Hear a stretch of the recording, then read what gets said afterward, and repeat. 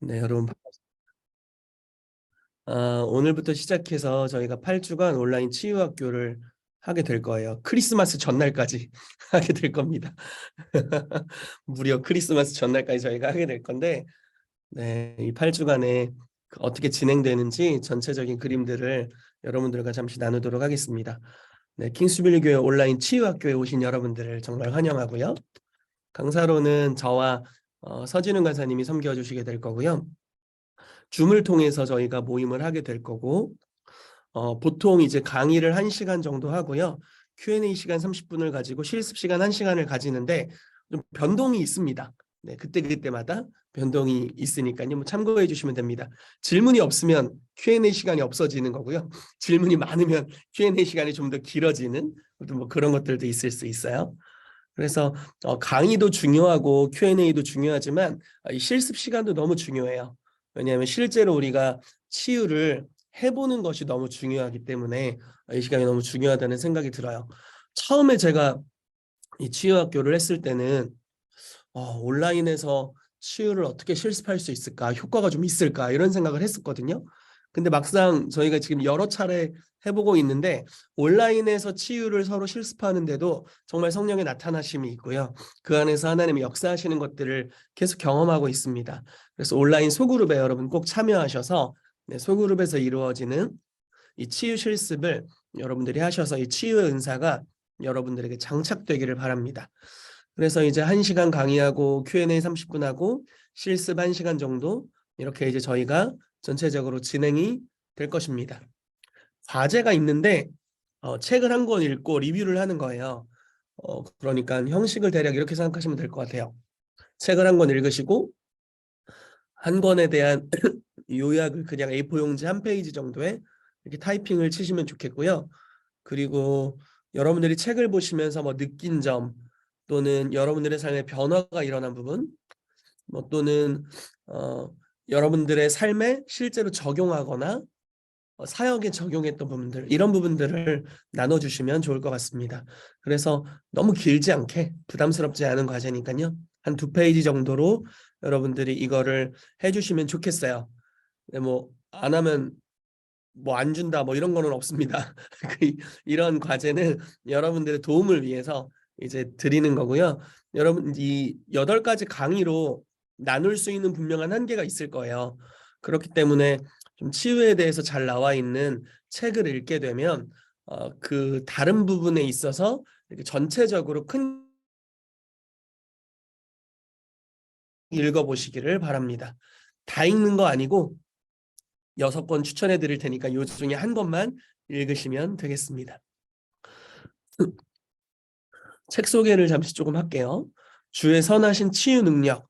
크리스 고어 목사님인데 이 크리스 고어가 베델교회 치유팀장일 거예요. 아마 베델교회 정말 많은 치유의 역사가 일어나잖아요. 거기 치유사역 팀장으로 섬기시는 목사님이시고 한국에도 오신 적이 있습니다. 한국에서 치유사역에 대해서 풀어놓아 주신 적이 있어요.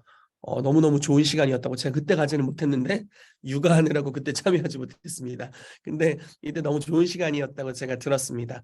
그래서 뭐 WRI 그 유튜브에 강의가 있으니까 그걸 들어보셔도 굉장히 도움이 되실 것 같아요. 어쨌든 이 주의 선하신 치유 능력 이북으로도 나와 있거든요.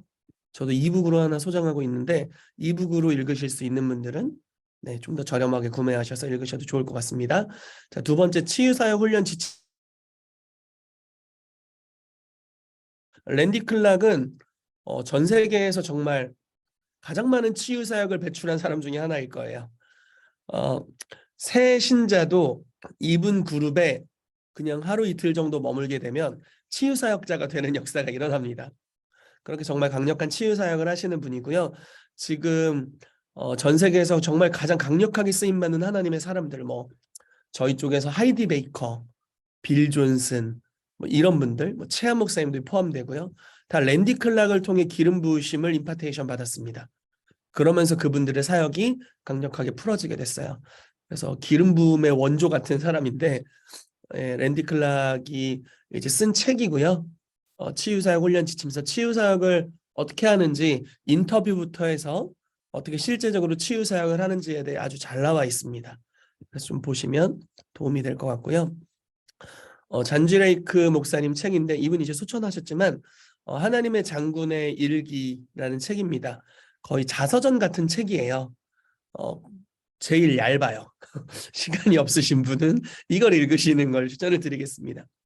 그냥 하루 몇 시간만 붙잡고 있어도 읽을 수 있는 아주 작은 책인데 하나님의 사람의 그 일대기를 담고 있고요. 성령 안에서 우리가 어디까지 갈 수 있는지, 어느 영역까지 주님 앞에 쓰임 받고 놀랍게 나아갈 수 있는지에 대해서 아주 좋은 한계를 보여주는, 네, 그래서 굉장히 멀리 막 영의 이동도 여기 나오고요. 굉장히 신비한 체험들이 많이 나옵니다. 그래서 읽으시면 도움이 많이 되실 것 같아요. 뇌 스위치를 켜라. 이건 이제 제가 읽어본 적은 없는데 많은 분들이 추천을 하시더라고요. 정체성에 대해서 강의하시는 많은 분들이 이 책을 추천하시는 이야기를 제가 들었습니다. 그래서 이제 가져왔고요. 치유의 방법이라는 책이에요. 찰스 프랜시스 헌터 할아버지 할머니십니다. 지금은 소천하셨는지는 제가 정확하게는 모르겠어요. 할아버지 할머니신데 이분들이 그 TTT라는 치유 사역을 개발하셨어요.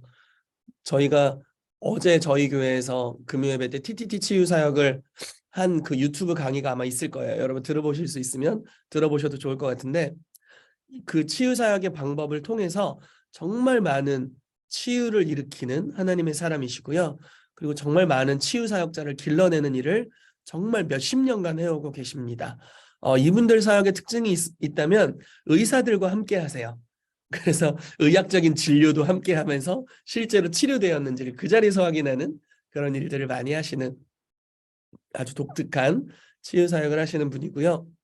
저희가 이번에 세 번째 주에 TTT라는 강의가 있는데 그 가장 쉽게 적용할 수 있는 치유 사역인 것 같아요. 제가 여태까지 뭐 치유 사역을 해본 것 중에 여러분들이 이 책을 읽으시면 아주 도움이 되실 거고 또 TTT 치유 사역을 세 번째 주에 배우시고 이 책을 읽으시면 굉장히 여러분들의 치유 사역에 있어서 많은 도움이 될 겁니다. 또 찰스 프랜시스 헌터 목사님이 쓰신 여러 책들이 더 있어요. 그런 책들도 보시면 도움이 많이 될 거라고 생각하고요. 여섯 번째는 병을 고치는 하나님의 말씀, 케네스 해긴 목사님 책입니다. 케네스 해긴 목사님 책 중에 치유에 관한 그 메시지가 굉장히 많이 있거든요. 그 중에 좀 독특한 책이에요. 이 책은 기름 부음을 통해 치유하는 것, 뭐 안수를 통해 치유하는 것, 믿음으로 치유받는 것, 뭐 이런 것들 많이 나오지만 이 책에는 하나님의 말씀을 통해 치유되는 과정에 대해서 이야기를 합니다. 그래서 꼭 우리가 안수를 통해서 기름 부으심 임할 때만 치유가 일어나는 게 아니라 하나님의 말씀 자체 안에 치유를 위한 생명이 있다고 믿는 거죠. 그래서 하나님의 말씀을 읽고 묵상하고 그 말씀을 입으로 선포하고 이렇게 할 때 그 말씀이 어느 순간 믿어지게 되고요. 그 말씀에 기록되어 있는 놀라운 치유의 역사가 실제로 풀어지는 일이 있게 됩니다. 그것을 어떻게 우리가 할 수 있는지에 대해서 여섯 번째 주에 저희가 구체적으로 나누게 될 텐데 그 내용이 이제 이 책에 담겨 있습니다. 이 책도 굉장히 얇은 책이에요. 그래서 이 책도 혹시 시간이 많이 없으신 분들은 이 책을 읽으시면 도움이 될 것 같습니다. 이렇게 6권의 책을 추천을 드리고요. 여러분들이 시간이 되시는 만큼 읽으시고 도움을 받으시면 좋을 것 같아요. 자, 커리큘럼을 설명해 드리겠습니다. 오늘은 치유사역의 당위성에 대해서 메시지를 나누게 될 거예요. 왜 치유사역을 해야 되는지, 몇몇 치유사역자만 치유사역을 해야 되는 건가, 아니면 다 해야 되는 건가, 그리고 하나님은 몇몇 사람만 기적적으로 치유하기를 결정하셨는가, 이런 것들에 대해서 이야기를 할 것입니다. 그래서 우리가 치유사역을 왜 해야 되는지 그 당위성에 대해서 오늘 이야기를 나누게 될 거고요. 그리고 치유의 3요소에 대해서 또 이야기를 나눌 거예요. 성경에 보면은 예수님이 치유사역을 하셨던 그냥 하나의 정해진 틀이 있지는 않아요. 그분은 때로는 이렇게 치유사역하시고 때로는 저렇게 치유사역하셨어요. 매번 방법이 달라요.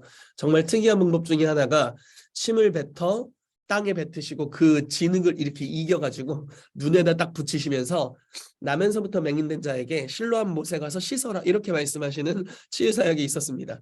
그리고 손에 이렇게 침을 뱉어가지고 혓바닥에 이렇게 손을 얹으시고 귀에 손가락을 넣고 에바다 하시니 이제 열리게 되고 말하게 되는 그런 역사도 일어났고요. 그런 굉장히 특이한 치유사역들을 예수님 많이 하셨어요. 때로는 안수해서 고치셨고요. 때로는 그냥 말씀만 하옵소서 이렇게 얘기하니까 네 하인이 나았다 이렇게 선언했을 때 이제 치유의 역사가 풀어지기도 하고요. 누워있는 중풍병자에게 너의 자리를 들고 일어나라, 너의 자리를 들고 가라 라고 말했을 때 그가 치유되는 역사도 풀어지게 되었습니다. 어떤 때는 예수님의 옷자락을 만질 때 치유되는 역사가 풀어지기도 했고요. 정말 많은 다양한 치유의 방법들이 있는데 우리가 그 안에서 요소들을 좀 뽑아볼 수 있을 것 같아요. 어떤 요소가 있으셨는지. 그래서 그 요소 3가지 뭐 듀나미스 이제 성령의 권능, 그리고 믿음이라는 것, 그리고 또 하나는 마지막에 접촉점입니다. 이 3가지에 대해서 이제 나누게 될 것입니다. 그 다음 주에는 TTT 치유 사역에 대해서 나누게 될 거예요. 이게 뭐냐면 강연을 보셔도 좀 알겠지만 목을 돌리면서 이 목 윗부분에 있는 질병을 치유하는 겁니다. 예를 들어 제가 지금 감기에 걸렸거든요. 저희 아들이 감기에 걸렸는데 안 걸리고 잘 버티고 있었어요. 그런데 이번 주에 슈퍼블룸을 2번이나 섬겨야 돼가지고 새벽에 일어나고 밤에 늦게 자고 밤새고 이래가지고 면역력이 떨어졌는지 감기가 폭삭 걸렸습니다. 그래서 이렇게 저처럼 지금 감기 환자, 뭐 코가 막히고 목이 힘들고 이런 사람은 어떻게 하면 목을 돌려요. 이렇게 목을 돌려서 이제 목뼈를 맞추면서 치유를 선포하면 이쪽에 있는 질병들이 치유되는 이제 그런 역사가 풀어집니다. 잠깐 이렇게 했는데 코가 좀 뚫리는 것 같네요. 네, 그런 역사가 이루어지고요. 뭐 이렇게 손 길이 이제 손을 뻗어서 손 길이가 좀 다른지를 확인하고 이 손 길이를 맞추는 거예요. 그런 사역하시는 것들 아마 보신 적 있을 거예요. 의자에 앉혀놓고 다리 길이를 맞추고요. 그러면서 다리 아래쪽에 있는 치유의 사역들을 풀어놓고 골반의 높낮이가 이제 다른 분들이 있어요. 그래서 골반이 높낮이를 맞추면서 이 골반이 있는 부분, 엉덩이 부분이죠. 그쪽에 있는 그래서 네 군데 이제 관절이라고 해야 될까요? 이제 뼈의 길이들을 교정을 하면서 그 영역에 있는 신경을 통해서 치유의 기름 부으심이 흘러가서 그 영역의 치유를 풀어놓는 아주 쉬운 그날 배워서 바로 써먹어도 효과가 일어나는 치유 사역입니다. 그래서 이것들에 대해서 3번째 주에 나누게 될 겁니다. 4번째 주는요. 말씀으로 하는 치유 사역과 창조적 기적 사역에 대해서 나누게 될 겁니다. 특별히 말씀으로 하는 치유 사역은 어떤 내용이냐면 직접 명령하는 거예요. 예수 이름으로 질병의 배후에 역사하는 영을 꾸짖고 모든 질병이 귀신으로 말미암은 것은 아닙니다. 뭐 그냥 이렇게 딱 쳐가지고 타박상을 입을 수도 있는 거잖아요. 귀신이 역사한 건 아니에요. 근데 어떤 질병들은 생각보다 많은 질병들의 배후에는 귀신이 역사하고 있습니다. 그러니까 뭐 이런 경우가 있어요. 귀신이 역사해서 아픈 경우가 있고요. 그 아픈 것들이 좀 더 강화되고 그런 역사들. 그래서 성경에서도 예수님께서 때로는 그냥 병을 고치셨지만 때로는 귀신을 쫓아내는 결과물로 병이 치유되는 역사도 굉장히 많이 일어납니다. 오늘날도 그런 역사가 일어나는데요. 그래서 우리가 하나님의 말씀을 통해서 귀신을 쫓아내고 또 예수 이름으로 명하는 것을 통해서 병을 치유하는 구체적인 방법들에 대해서 가장 일반적이면서도 구체적인 방법들에 대해서 여기서 알아보게 될 겁니다. 특별히 그 창조적인 기적, 그러니까 몸에 유실된 부분들, 예를 들어 뭐 손가락이 잘렸을 수도 있고 몸의 어떤 부분에 기능이 완전히 사라졌을 수도 있는데 그 영역에 하나님의 창조적인 능력을 풀어놓는 거에 대한 이야기를 좀 하려고 합니다. 그리고 5번째 주에는요. 계시 은사를 통한 치유 사역에 대해서 나눌 겁니다. 저희가 이전에 치유 학교를 했었는데 그때는 나누지 않았던 이제 새로 만든 강의예요.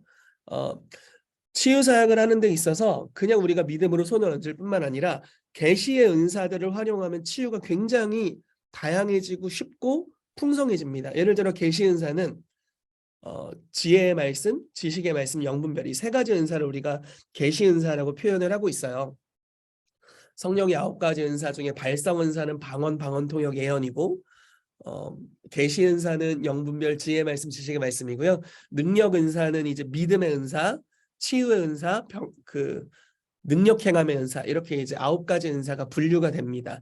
그 중에 계시 은사를 통해서 치유 사역을 행할 수 있습니다.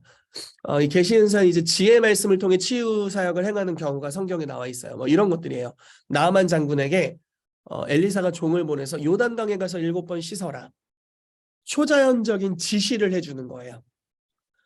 예수님이 실로암 연못에 가서 씻어라. 이런 것들. 너의 자리를 들고 일어나라. 가라. 이렇게 말씀하시는 것들. 자, 순종할 때 이런 하나님으로부터 온 계시를 말하면 그것에 그 사람이 순종할 때 치유가 풀어지는 케이스입니다. 이게 비단 치유 사역에만 해당되지는 않고요. 하나님이 뭔가 강력하고 좋은 약속들을 주셨을 때 그 약속이 이루어지게 하는 하늘의 전략들이 이 지혜의 말씀이에요. 예를 들어서 뭐 여리고성 같은 경우가 있을 수 있겠죠. 내가 여리고를 너에게 붙여줄게. 주님 어떻게 해야 돼요? 하루에 한 바퀴씩 돌고 7째 날 7바퀴 돌고 제사장들이 나팔을 불어라. 그럼 성벽이 무너질 거고 여리고를 너에게 붙이리라. 이런 디테일한 전략을 주시잖아요. 그러니까 인간적으로 보면은 이 지혜의 말씀이 되게 미련해 보여요. 7번 돌아? 뭐 하는 짓이지? 화살 맞으면 어떡해? 이럴 수 있잖아요. 그런데 하나님의 초자연적인 지시였고 그대로 순종할 때 정말 말도 안 되는 하나님만이 행하실 수 굉장히 많이 있어요. 그래서 하나님의 말씀이 살았고 운동력 있는 거죠. 우리가 하나님의 말씀에 순종할 때 무언가 역사들이 일어나는데 그 중에 치유를 어떤 이제 지혜의 말씀을 활용해서 하는 법에 대해서 여러분들에게 나누게 될 거고요. 또 하나는 지식의 말씀을 통한 치유입니다.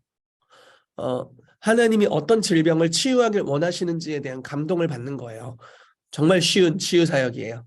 제가 제일 몸을 그날 움직이기 싫을 때 하고 싶은 치유 사역입니다. 왜냐면 안수하지 않아도 되고요. 그냥 이런 방식입니다.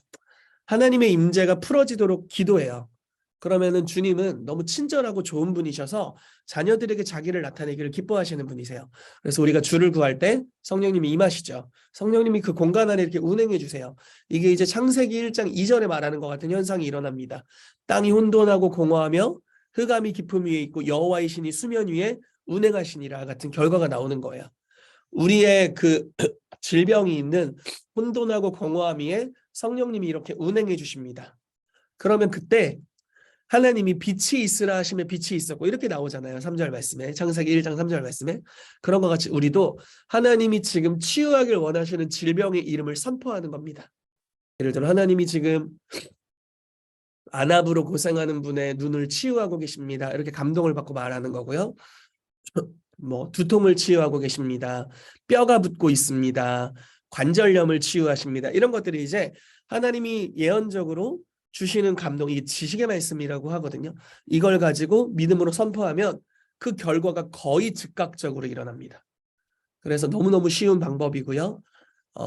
우리는 모호하게 받았다고 느끼는 감동일지라도 이러한 선포들을 하게 될 때 놀라운 치유가 풀어지게 돼요.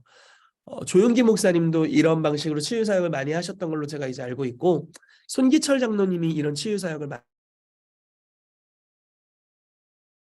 일반적으로 치유 사역자들이 많이 사용하는 치유의 방법입니다. 여러분도 하실 수 있어요. 우리가 이 시즌에 이걸 하는 시간을 가지게 될 거예요. 한번 그 교회에서 이런 치유 사역을 하는 시간을 가졌는데요. 너무 감사하게 성도님들이 나와서 이제 치유를 선포해 주는데 정말 많은 치유가 일어나더라고요. 안 했으면 어떡할 뻔했어. 안 했으면 치유가 안 될 뻔했겠죠. 그렇지만 우리가 믿음으로 무언가를 시도했더니 치유가 풀어졌습니다. 세 번째로는 영분별을 통한 치유 사역인데요. 영분별이 이제 3가지 차원의 영분별을 우리가 일반적으로 이야기를 해요. 하나님의 영을 분별하는 것, 사단의 영, 그러니까 귀신을 분별하는 것, 또 그 사람 자체의 스피릿을 분별하는 그 사람의 영을 분별하는 것, 이 3가지를 이야기합니다. 이 성경은 3가지를 통한 치유를 다 이야기하고 있어요. 예를 들어서 누가복음 말씀에 병을 고치는 주의 능력이 예수와 함께한다 이런 구절이 나옵니다. 그때 예수님이 가르치고 계셨거든요. 자, 병을 고치는 주의 능력이 예수와 함께하더라. 근데 그 구절이 있을 때 가르치고 계셨는데 가르치는 걸 멈추시고 거기 있는 중풍병자를 갑자기 치유하셨어요. 이런 경우들이 있는 거예요. 제가 예를 들어 오늘 치유 강의를 막 하고 있어요. 근데 병을 고치는 하나님의 능력이 우리 온라인상에서 운행하고 있는 것들을 제가 분별하는 겁니다. 그러면은 가르치는 걸 잠깐 멈추고 하나님이 지금 여러분들 가운데 치유의 능력으로 운행하고 계세요. 아픈 분들은 스스로 손을 얹으십시오. 이렇게 하면 이제 손을 얹으면 치유를 위해 기도해주고 그런 치유가 풀어지는 거죠. 하나님의 영을 분별하는 거예요. 치유의 영으로 역사하시는 것들을 분별하고 사역할 때 치유의 역사가 풀어지게 됩니다. 예전에 이렇게 사역하시는 분 이야기를 들은 적이 있는데 저도 하고 싶어요. 예를 들어 이렇게 하는 거야. 집회 장소에서 설교를 하고 있는데 저쪽에 치유의 천사가 온 게 보인 거예요. 이 강사에게. 그러니까 뭐 예를 들어 A, B, C, D 구역이 있다면 D 구역에 치유의 천사가 지금 왔습니다. 이렇게 선포를 하시더라고요. 그러면서 치유가 필요하신 분들은 지금 받으라고 했더니 거기서 난리가 났어요. 그러니까 그런 치유 사역도 있는 거예요. 성령님을 분별하고 성령님이 지금 어떤 기름 부으심으로 역사하시는지를 분별하고 하나님의 수종을 드는 이제 주님의 일을 이루는 천사들이죠. 하나님의 수종을 드는 천사들이 어떤 기능을 가지고 지금 여기 와 있는지를 분별하는 거예요. 그걸 통해서 치유 사역을 할 수 있어요. 그것만 할 수 있는 건 아니겠죠.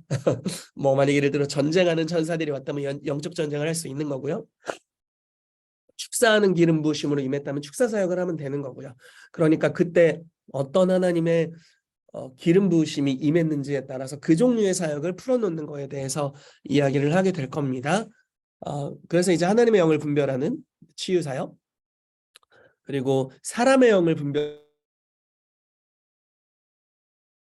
복음을 루스드라라는 지역에서 이제 사도행전에 보면 루스드라에서 복음을 전하는데 이 복음 전함을 듣는 사람 중에 나면서부터 걷지 못하는 한 사람이 있었어요.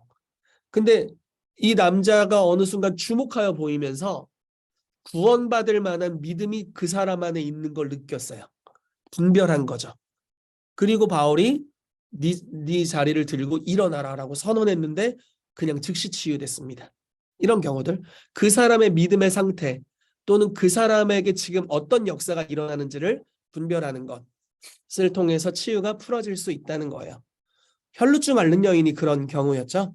네, 스스로에게 믿음이 있었습니다. 그리고 예수님에게 손을 댔을 때 이제 치유되는 역사가 풀어지게 되죠. 네, 그래서 이제 그 사람의 상태를 분별하면서 치유 사역을 하는, 네, 영을 분별하며 치유 사역을 하는 방법이 있고요. 또 하나는 귀신을 분별하는 겁니다. 뭐 항상 그게 유쾌한 것은 아니지만 가끔은 귀신이 분별될 때가 있어요. 이 통증이, 이 아픔이 그냥 단지 이 사람이 컨디션 관리를 잘 못하고 건강 관리를 잘 못해서 아픈 게 아니라 어떤 스피릿이 역사하는구나라고 느껴질 때가 있습니다. 그때는 그 분별된 영을 가볍게 축사하는 것만으로도 그 사람의 삶에 강력한 치유가 풀어지게 될 수 있어요. 그래서 이렇게 치유 사역하는, 계시 은사를 통해 치유 사역하는 세 가지 방법에 대해서 이야기를 했고요. 그 다음 주 이제 6번째 주에는 병을 고치는 하나님의 말씀에 대해서 나누게 될 거예요. 어떻게 하나님의 말씀에 기록되어 있는 이 내용들을 통해서 치유를 받을 수 있는지에 대해서 묵상하는 원리들, 그리고 선포하는 원리들에 대해서 나누게 될 겁니다. 7번째 주에는 지속적으로 치유사역 증가시키기라는 이전에 없었던 새로운 강의입니다. 이것도 이번에 만들었어요. 예를 들어 여러분들이 8주간 치유사역을 배웠어요. 그리고 치유사역을 딱 시작했어요. 이제 감기 환자부터 시작해서, 저 같은 감기 환자부터 시작해서 머리가 살짝 지근지근 아픈 환자로부터 시작해서 치유사역을 시작했습니다. 막 치유가 일어나는 거예요. 너무 좋아. 근데 어떤 질병은 또 치유가 일어나지 않는 경우가 있어요. 그리고 너무 안타깝게도 꼭 이 사람이 치유되었으면 하지만 네, 먼저 떠나는 경우들도 있습니다. 저도 그런 경우들을 좀 경험을 했습니다. 굉장히 마음 아픈 일이죠. 하나님이 치유하길 원하시는 것도 알고 믿음의 원리들을 적용해서 치유의 사역들을 했음에도 불구하고 치유되지 않고 먼저 주님의 나라로 떠나가는 경우들이 있죠. 이럴 때 우리가 어떤 자세를 가져야 하는지에 대한 내용을 여기서 이제 나누게 될 거예요. 그리고 지금 딱 우리가 치유 사역에 이제 기름 부으심이 있는데 그 기름 부으심의 어떤 한계성에 부딪힐 거 아니에요? 거기에서부터 어떻게 더 성장해 갈 수 있는지 대한 내용을 이야기를 할 겁니다. 보통 이런 경우들이 있더라고요. 치유사역을 추구하다가 치유가 안 일어나면 나는 아닌 게벼 하고 그만두시는 분이 있고요. 또 하나는 치유사역을 하다 치유가 안 일어나면 오늘날 치유는 일어나지 않나 봐 이렇게 신학적으로 결론을 내려버리는 경우들도 있어요. 그리고 어떤 경우는 하나님이 오늘날 치유하지 않으셔 이렇게까지 좀 극단적으로 결론을 내리는 경우가 있습니다. 그런데 치유가 일어나지 않을 때 우리가 어떤 방식으로 반응하는 것이 옳은지, 그래서 지속적으로 치유 사역을 어떻게 증가시킬 수 있는지에 대한 아주 실제적인 방법들에 대해서 이제 여기서 나누게 될 겁니다. 마지막 주에는 추수하는 기름 부음이라는 주제로 우리의 인생에 무언가 하나님이 심어주신 것들을 거두는 기름 부으심에 대해 나눌 거예요. 이것은 예언의 성취와도 굉장히 관련이 있는, 치유뿐만 아니라 예언의 성취와도 아주 관련이 있는 이제 메시지입니다. 그래서 하나님이 약속을 주신 것들을 이 기름 부으심 안에서 이렇게 거두는 것에 대해서 저희가 마지막 주에 이야기를 할 거예요. 그래서 8주간의 커리로 강의가 진행될 예정입니다. 여러분들에게 좋은 시간이 되기를 바라고요. 저와 우리 서준훈 간사님과 우리 소그룹 리더님들에게도 좋은 시간이 되기를 정말 바라고 축복합니다.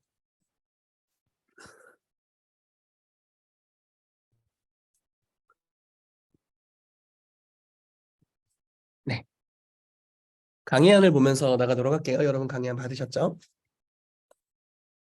그 이야기를 빠뜨렸구나. 그 강의안을 드렸는데 이 강의안은 여러분들이 마음껏 사용하셔도 돼요. 그래서 편집하셔도 되고 뭐 복사해서 여러분들의 교회에서 여러분들이 치유사역을 가르칠 때나 이럴 때 마음껏 사용하셔도 좋습니다. 제가 만든 강의안이니까요. 마음껏 쓰세요. 네. 저희 지체들이 돈 주고 팔아야 되는 거 아니냐 이런 얘기가 있으니까 돈 주고 팔기 전에 빨리 쓰시기 바랍니다. 그리고 저희가 매주 하는 강의를 유튜브 링크를 드릴 거예요. 근데 이게 이제 비공개 링크, 일부 공개 링크로 드릴 겁니다. 그래서 이 링크를 통해 들어가야만 그 강의를 들으실 수 있어요. 여러분들에게 이제 지금 하는 강의들을 드릴 테니까 여러분들이 필요하실 때 이제 강의 들으시고 다 까먹잖아요. 저도 예전에 들었던 강의 거의 까먹었거든요. 근데 이렇게 만약에 이 강의 내용이 다시 필요한 경우들이 있으실 거예요. 그러면 유튜브 링크로 들어가셔서 강의를 또 들으시고 또 게시형으로 좀 새롭게 되는 시간도 가지시고, 여러분들이 만약에 치유를 가르쳐야 되는 입장이 있으시다면 유튜브로 들어가셔서 강의를 들으시고 강의안을 참고하시면서 계속 이런 내용들을 공부하는 시간이 되시면 너무 좋을 것 같아요. 그래서 여러분들에게 드리니까 그걸 잘 활용하시기를 바라고요. 다른 분들에게 공유하지는 말아주세요. 왜냐하면 그분들 나중에 여기 들어오셔야 될 테니까 다른 데 공유하지는 말아주시고 여러분들만 개인 소장해 주시기를 부탁을 드립니다. 그래서 만약에 나중에 치유에 대해서 배우길 원하시는 분들이 계시면 이 과정을 추천해 주셔서 함께 여기서 이제 공부할 수 있도록 해주시면 좋을 것 같습니다. 네, 오리엔테이션 이상이고요. 오늘은 치유사역 당위성에 대해서 여러분들과 나누도록 하겠습니다. 강의안을 보면서 나가도록 할게요. 네. 오늘날 치유사역을 해야 하는 이유는 무엇일까요? 자, 질문이에요. 왜 치유사역을 해야 될까? 자, 모든 사람이 치유받는 것이 하나님의 뜻인가요? 여러분 어떻게 생각하세요? 네. 뭐 이렇게 할 수도 있고 이렇게 할 수도 있고 네, 우리가 선택이 다 있습니다. 자, 모든 사람이 치유사역을 배워야 할 필요가 있을까요? 네, 이제 중요한 질문들이죠. 자, 저희가 이 치유사역 첫 시간에는 이러한 의문들에 대해서 답하면서 치유사역의 당위성에 대해서 나누게 될 거예요. 네, 잠시 기도하도록 하겠습니다. 살아계신 아버지, 이 치유학교에 온 우리 지체들을 예수 그리스도의 이름으로 축복합니다. 주님께서 우리를 불러주셔서 이 8주간의 기간 동안 이 치유에 대한 계시의 말씀들을 나누게 하셨고, 또 이 말씀을 우리가 배울 뿐만 아니라 실제로 하나님이 위로부터 부어주시는 치유의 권능을 받아서 사역하도록 우리를 축복해 주셔서 감사합니다. 주님, 이 8주간의 기간이 하나님으로부터 치유의 기름 부으심을 듬뿍 받는 기간이 되도록 우리 가운데 역사하여 주시옵소서. 그래서 치유를 통해 하나님의 살아계심을 생생히 경험할 뿐만 아니라 우리의 몸에 문제가 있는 영역에 하나님의 초자연적인 치유를 가져오고 또 내게 있는 것으로 너에게 주노니 나사렛 예수 이름으로 일어나 걸어라 라고 말하게 되는 치유를 풀어놓는, 우리 안에 계신 예수 그리스도의 이름 안에 있는 치유를 사람들에게 풀어놓아서 하나님의 나라가 이 땅에 임한 것을 증언하는 그러한 자들이 되도록 우리 가운데 이 시즌에 역사하여 주시옵소서. 하나님께서 일하실 것을 아주 기대합니다. 주여 우리 가운데 새해를 행하여 주시옵소서. 감사드리며 예수님의 이름으로 기도합니다. 아멘. 자, 치유사역의 당위성 첫 번째부터 나가보도록 하겠습니다. 왜 치유사역을 해야 하는가? 첫 번째는 제자화의 사명 때문에 그래요. 말씀을 볼게요. 마태복음 28장 18절에서 20절까지 말씀입니다.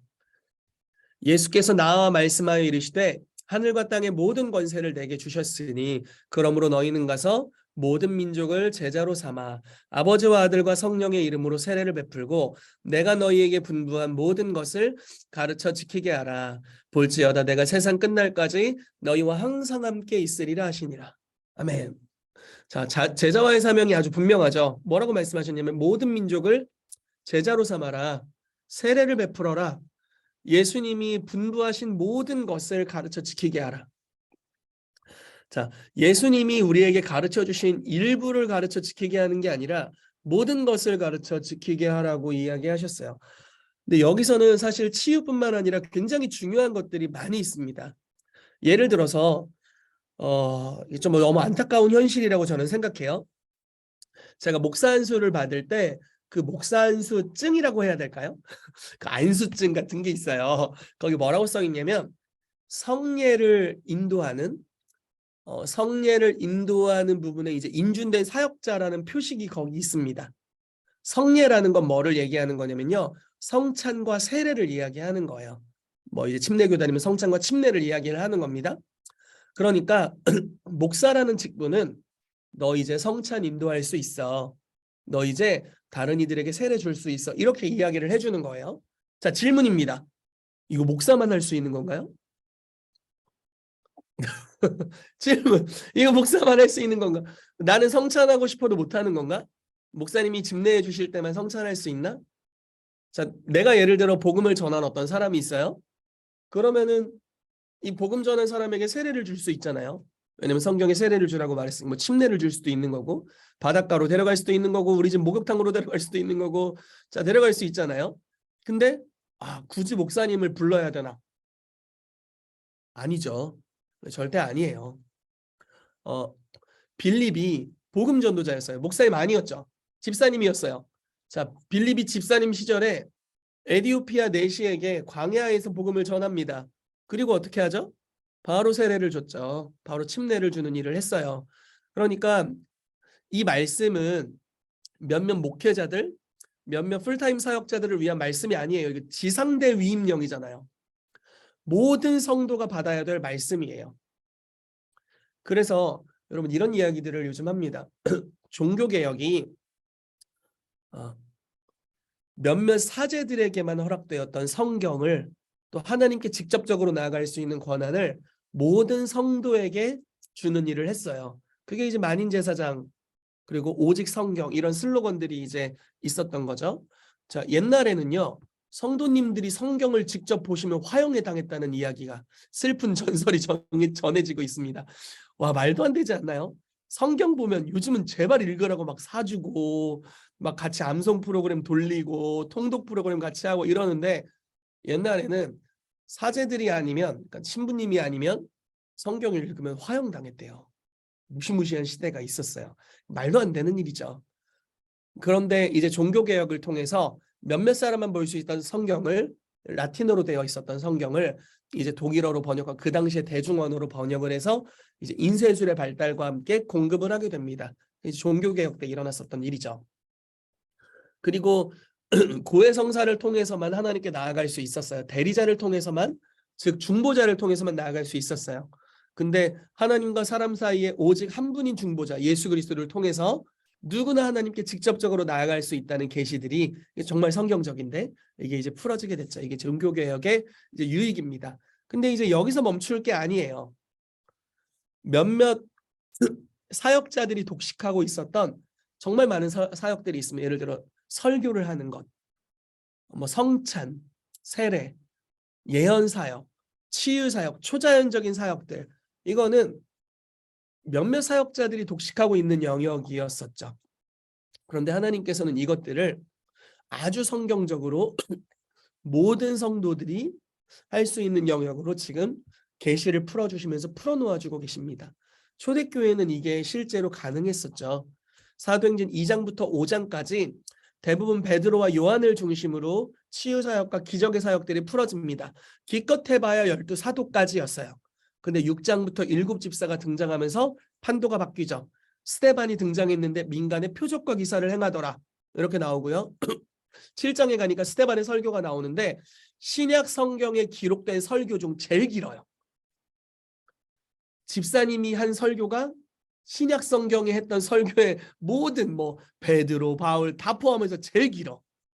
그게 스데반의 설교예요. 신학적으로 전혀 문제가 없고 정말 구약을 완전히 통달하면서도 하나님의 구속의 역사를 이해하면서도 그 당시 사람들에게 회개를 촉구하는 강력한 복음의 메시지가 스데반의 입술을 통해 선포되었습니다. 그리고 나서 8장에 우리 빌립 집사님이 등장하면서 초자연적인 역사를 행하고요. 9장에 아나니아라는 성도가 등장하면서 초자연적인 역사를 행하게 되고요. 이제 바울의 눈을 뜨게 해줬죠. 예언해주고. 그리고 사도행전 11장에 가면은 안디옥의 수많은 성도들이 나옵니다. 그들에게 복음을 증거할 때 주의 손이 함께 하셨다라고 표현된 걸 보니까 초자연적인 이적과 기사를 행했고, 안디옥에 사는 사람들이 안디옥 교회 성도들에게 그리스도인이라고 이야기를 했대요. 자, 그리스도인이라는 단어는 작은 그리스도라는 뜻입니다. 작은 그리스도는 작은 기름 부음 받은 자라는 뜻이죠. 즉 안디옥 교회 사람들은 예수님 같은 일들을 했던 거예요. 예수님이 병든 자를 만나면 병든 자가 치유됐죠. 예수님이 귀신 들린 자를 만나면 그 사람이 자유케 됐어요. 예수님이 문제가 있었던 사람을 만나면 삭개오 같은 사람이 당장 변화되었어요. 안디옥 교회 성도들이 안디옥에 있는 사람들을 만날 때 동일한 역사가 풀어졌던 거예요. 그래서 세상 사람이 교회를 향해서 요즘은 강아지 독교 뭐 이런 게 이제 있는데 그렇게 부르지 않고 그리스도인, 작은 메시아다, 이렇게 불렀다라는 거죠. 그러니까 경외할 만한 하나님의 사람들로 보았다라는 거예요. 왜냐하면 그들에게 예수님만이 행하실 수 있는 일이 일어났으니까. 이런 방식으로 12 사도는 성도들을 가르쳤습니다. 그리고 성도들은 끊임없이 배움을 받는 입장에만 있었던 것이 아니라 그들도 다른 이들을 가르쳤어요. 그리고 사도들이 했던 일을 합니다. 자, 예수님은 12 사도를 가르쳤죠. 계속 배우게만 한 게 아니라 예수님이 하셨던 일을 사도들이 하게 하셨어요. 사도들도 사도행전 2장부터 보면 사도들의 가르침을 받았다, 사도들의 가르침을 받았다 계속 나오잖아요. 그 예수님의 그 초대교회 성도들, 뭐 3,000명이 구원받고 5,000명이 구원받았던 그 성도들이 사도의 가르침을 받으면서 사도들 같은 사람이 됐어요. 그래서 그들이 다른 이들을 제자 삼았고요. 그들이 다른 이들에게 세례를 줬고 성찬을 인도하고 다른 이들에게 예언해주고 병을 고쳐주고 부르심을 깨닫게 해주고 초자연적인 역사를 이루면서 모든 성도가 사도들 같은 또는 예수님 같은 삶을 사는 역사가 일어나게 됩니다. 이게 초대교회의 역사죠. 여러분 오늘날에도 이게 풀어져야 될 줄로 믿습니다. 그래서 몇몇 사역자들이 독식하고 있었던 이 영역의 사역들이 모든 성도들에게 풀어지게 될 때 여러분 이 땅을 복음화시키는 것, 하나님의 나라로 이 땅을 가득하게 하는 것이 더 빠른 속도로 일어나게 될 거예요.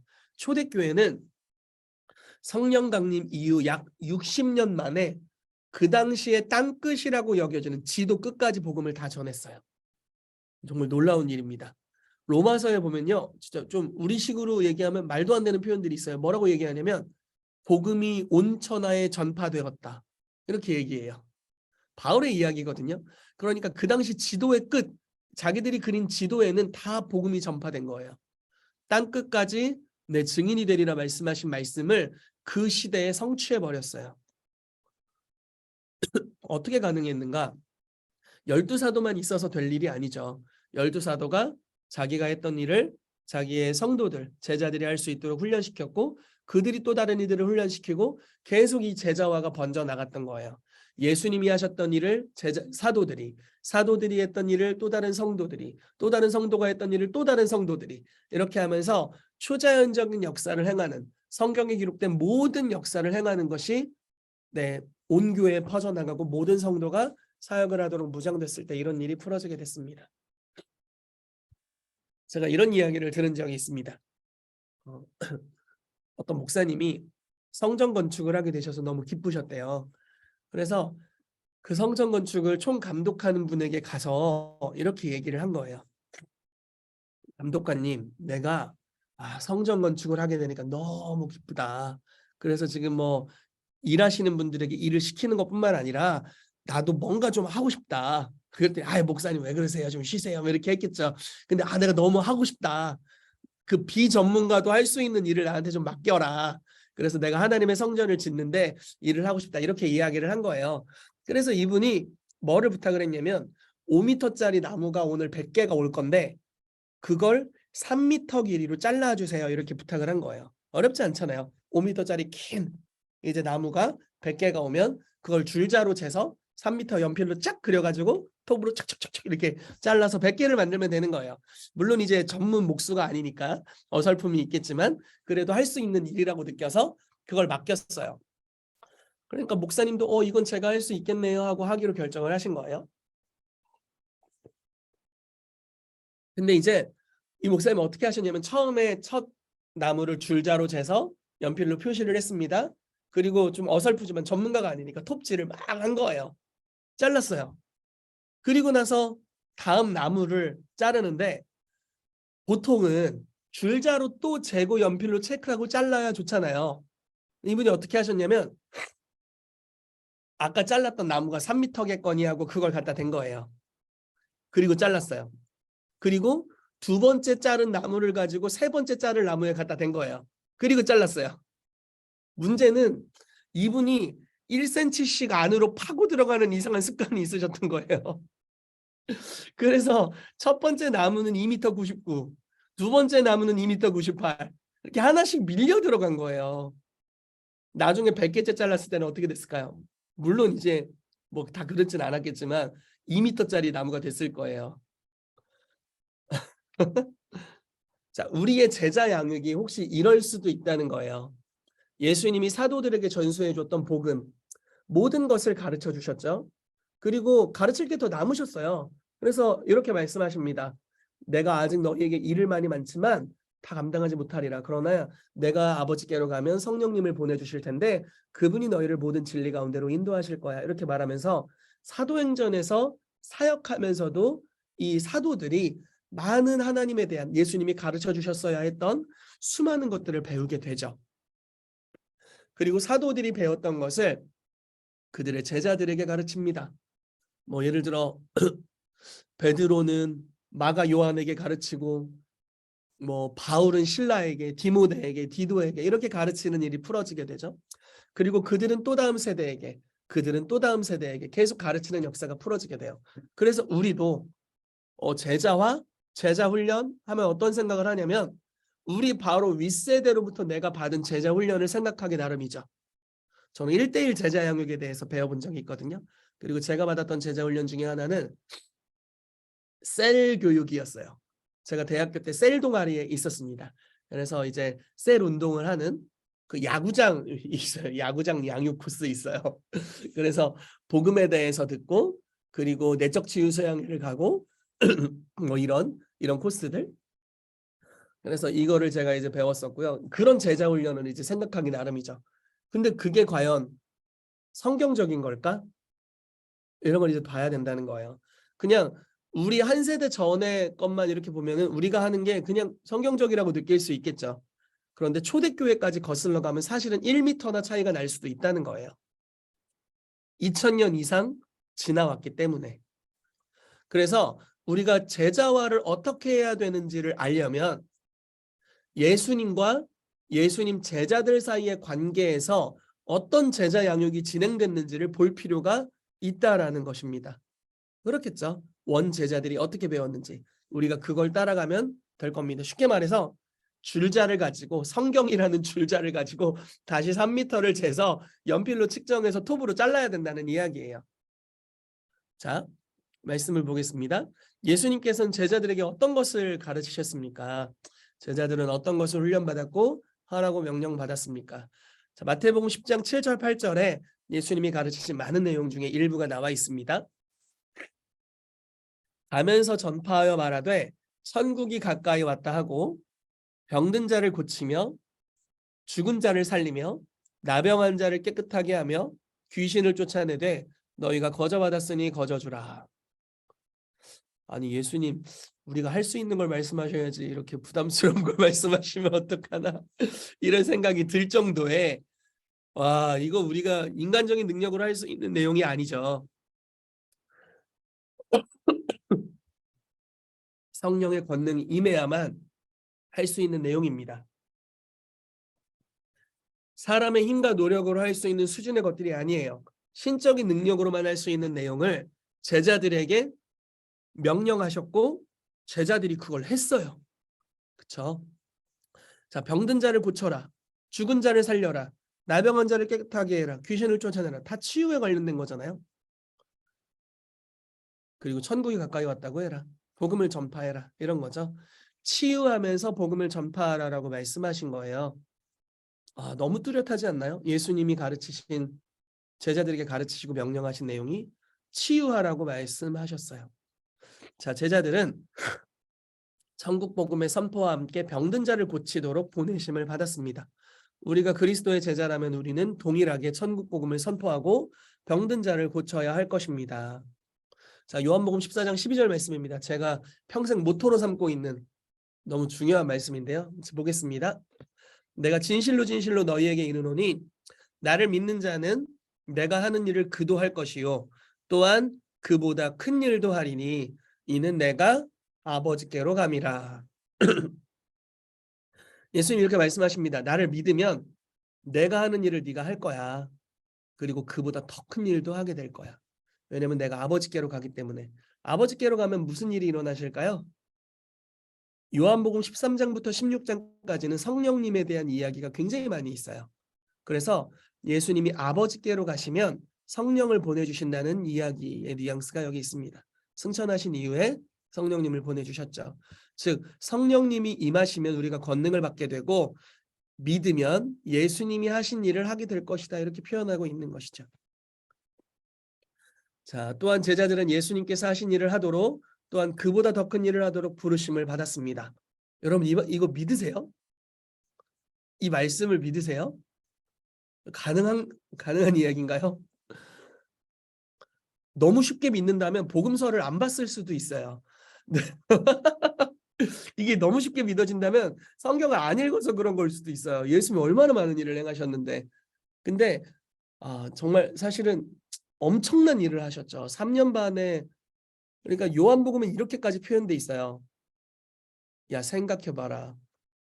만약에 예수가 메시아가 아니더라면 메시아가 다시 오신다고 하더라도 예수가 행한 것만큼의 많은 기적을 행할 수 있을까? 이렇게 얘기했어요. 그러니까 그분이 행하신 기적이 기록이 조금 된 거예요. 기록이 진짜 조금 성경이 너무 작은 거야. 예수님이 하신 일에 비하면 그 요한복음에 표현돼 있잖아요. 그분이 행하신 일을 쓴 책을 두기에는 이 세상도 부족하다. 이렇게 표현되어 있거든요. 그러니까 예수님이 정말 많은 일을 행하셨어요. 3년 반 만에 그렇게 많은 일을 행하셨어요. 근데 우리를 향해서 더 큰 일도 할 수 있다고 부르고 계신다는 거예요. 참 놀라운 은혜를 말씀하시는 겁니다. 여러분 근데 우리가 만약 자녀가 있으신 분들 여기 계실 텐데 자녀가 나보다 더 놀라운 일을 한다. 이거 굉장히 기쁜 소식 아닌가요? 제 아들이 4살인데 너는 결코 나보다 못한 삶을 살게 될 것이다. 이게 부모가 해줄 말은 아니잖아요. 너는 아빠를 딛고 더 멀리 갈 거야. 더 높이 갈 거야. 이렇게 당연히 이야기해 주겠죠. 그게 예수님의 마음이라고 저는 믿습니다. 주를 믿으면 주님이 하신 일을 하고 이보다 더 큰 일도 하게 된다. 그래서 베드로가 진짜 그런 일을 했던 것 같아요. 예수님은 3년 반의 제한된 생애 동안 이스라엘이라는 지경에 머물러 계셨습니다. 그렇지만 베드로는 더 멀리 갔죠. 이방인들에게 복음을 전파했고요. 한 도시 전체를 구원하고 예수님이 하셨던 것 같이 죽은 자를 살렸고 중풍병자를 일으켰고 심지어 베드로의 그림자에 닿는 사람들도 치유받았다는 구절들이 있어요. 자, 바울은 자기 앞치마와 손수건을 얹어도 치유되는 역사가 일어났고요. 그 역사적인 기록에는 이런 기록이 있더라고요. 사도 요한이 에베소에서 그 아데미 신전이 무너질 것을 선포했는데 즉시 무너져 내렸대요. 그러니까 예수님은 그런 일을 하시진 않았잖아요. 그러니까 그분의 제자들이 정말 그런 강력한 역사들을 행하게 되셨다라는 겁니다. 너무 놀라운 일이죠. 그리고 우리도 그런 일을 할 수 있도록 주님이 부르고 계세요. 오늘날은 진짜 그런 일을 하기가 굉장히 좋은 때예요. 왜냐하면 예수님은 줌을 통해서 치유 사역 한 번도 안 해봤을 거 아니에요. 그렇죠? 예수님은 유튜브로 예언 사역 한 번도 안 해봤잖아요. 주님은 비행기 타고 어디 멀리 가서 사역해 보신 적 없잖아요. 우리는 훨씬 더 유리한 조건에 있어요. 저희가 이렇게 줌을 통해서 치유 사역하는데 치유가 일어나죠. 시공간을 초월해서 일어나고요. 심지어 녹음된 메시지, 녹화된 메시지를 보는 것만으로도 치유가 풀어지기도 해요.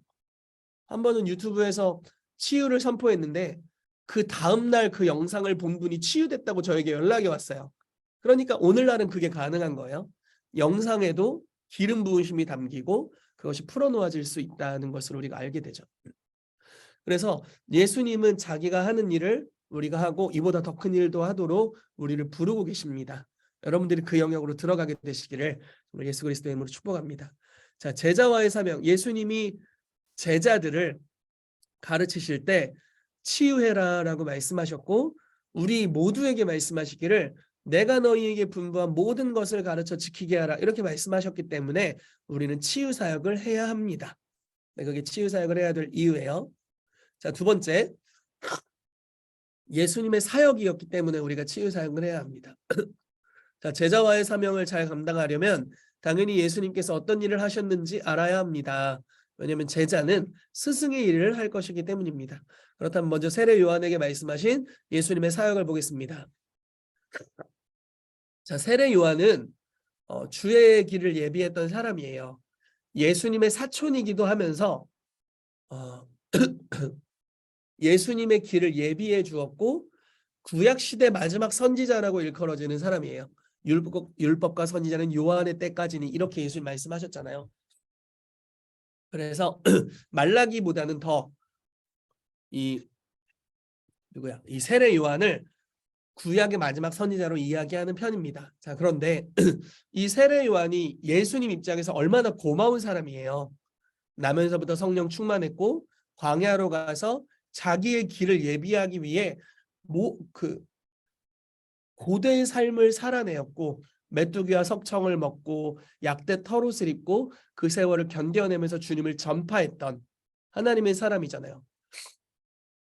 근데 이 세례 요한이 선포했던 예수님이 어떤 분이었냐면 메시아가 오실 건데 불과 성령으로 세례를 주실 거야.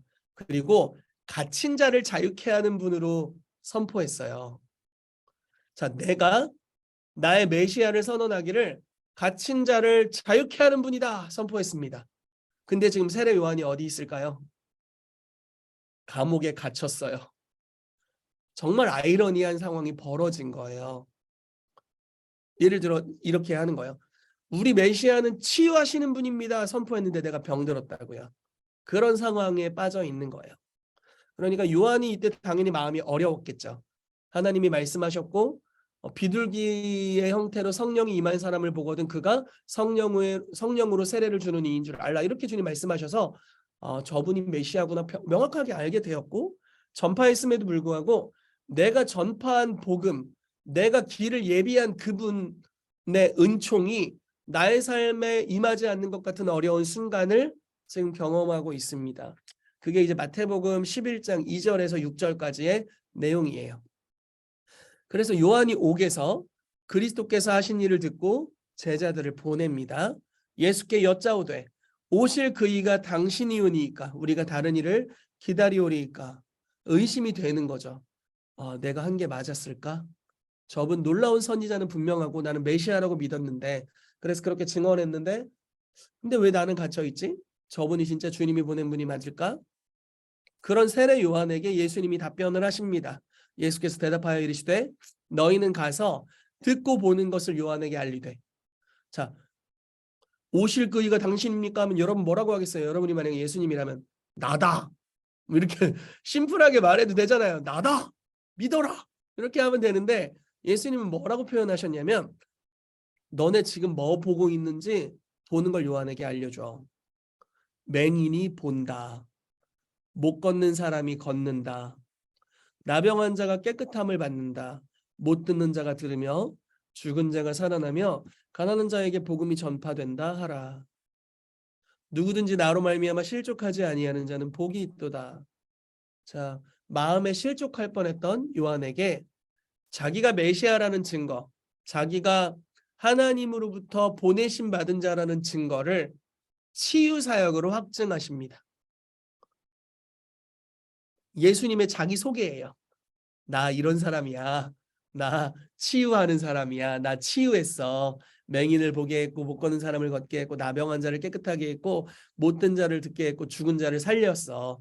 가난한 자에게 복음을 전했어. 이렇게 자기 스스로를 표현하셨다라는 것입니다. 그래서 이게 예수님의 자기소개예요. 예수님이 자기의 삶을 치유 사역하는 자의 삶으로 소개하셨기 때문에 그분의 제자들인 우리도 스승의 일을 해야 할 것입니다. 그게 치유 사역이죠. 자, 예수님의 치유 사역에 대해서 볼게요. 자, 왼쪽에 있는 단어는 중요한 단어이고요. 오른쪽은 그거에 관련된 성경 구절입니다. 자, 예수께서 하시고 거기를 떠나가시니 사람들이 많이 쫓는지라 예수께서 저희의 병을 일부 아니라 다 고치시고 이렇게 표현돼 있죠. 병을 다 고쳤대요. 예수께서 나오사 큰 무리를 보시고 불쌍히 여기사 그 중에 있는 병인을 고쳐주시니라. 자, 거기 있는 사람들 중에 병든 사람을 고쳐주셨습니다. 이는 선지자 이사야로 하신 말씀에 우리 연약한 것을 친히 담당하시고 병을 짊어지셨도다. 자, 우리의 연약한 걸 담당하셨대요. 다만 옷가에라도 손을 대게 하시기를 간구하니 손을 대는 자는 다 나음을 얻으니라. 다 나았대요. 예수께서 모든 성과 촌에 두루 다니사 저희 회당에서 가르치시며 천국 복음을 전파하시며 모든 병과 모든 약한 것을 고치시니라. 여러분, 예수님한테 불치병은 없어요. 그렇죠? 우리가 못 고치면 우리 불치병이라고 이야기하는데 예수님에게 불치병은 없습니다. 자, 해질 무렵 사람들이 온갖 병자들을 데리고 나오매 예수께서 일일이 그 위에 손을 얹으사 고치시니. 자, 일일이 손을 얹었다. 굉장히 친절하시죠. 자, 저물매 사람들이 귀신 들린 자를 많이 데리고 예수께 오거늘 예수께서 말씀으로 귀신들을 쫓아내시고 병든 자를 다 고치시니. 다 고치셨어요. 온 무리가 예수를 만지려고 있으니 이는 능력이 예수께로 나서 모든 사람을 낫게 함이러라. 자, 모든 사람을 낫게 했습니다. 하나님이 나사렛 예수에게 성령과 능력을 기름 붓듯 하셨음에 저가 두루 다니시며 착한 일을 행하시고 마귀에게 눌린 모든 자를 고치셨으니 이는 하나님이 함께 하셨습니다. 자, 이렇게 표현해 볼게요. 예수님이 그 당시에 있었던 모든 병자를 다 고친 것은 아닙니다. 다 고치진 않았어요. 요한복음 5장만 봐도 그래요. 베데스다 연못에 가셨는데 수많은 병자가 누워 있었는데 거기에서 한 명의 중풍병자만 의도적으로 고치셨죠. 자, 모든 병든 자를 고친 건 아니에요. 그렇지만 예수님께 나온 병든 자 중에 치유되지 않은 사람은 단 하나도 없어요. 심지어 그 사람이 믿음이 있건 없건 상관없이. 우리가 다음 주에 좀 더 나눌 거예요. 믿음은 치유에 있어서 아주 중요한 요소입니다. 그런데 예수님께 나온 자들 중에 모든 자를 다 고쳤어요. 믿음이 있건 없건. 한 번은 이런 적이 있었죠. 한 아버지의 아들이 귀신 들려서 불에도 들어가고 물에도 들어가고 진짜 미친 거예요. 제어가 안 될 정도로. 자식이 그런 상태에 빠졌는데 아빠가 얼마나 힘들었겠어요.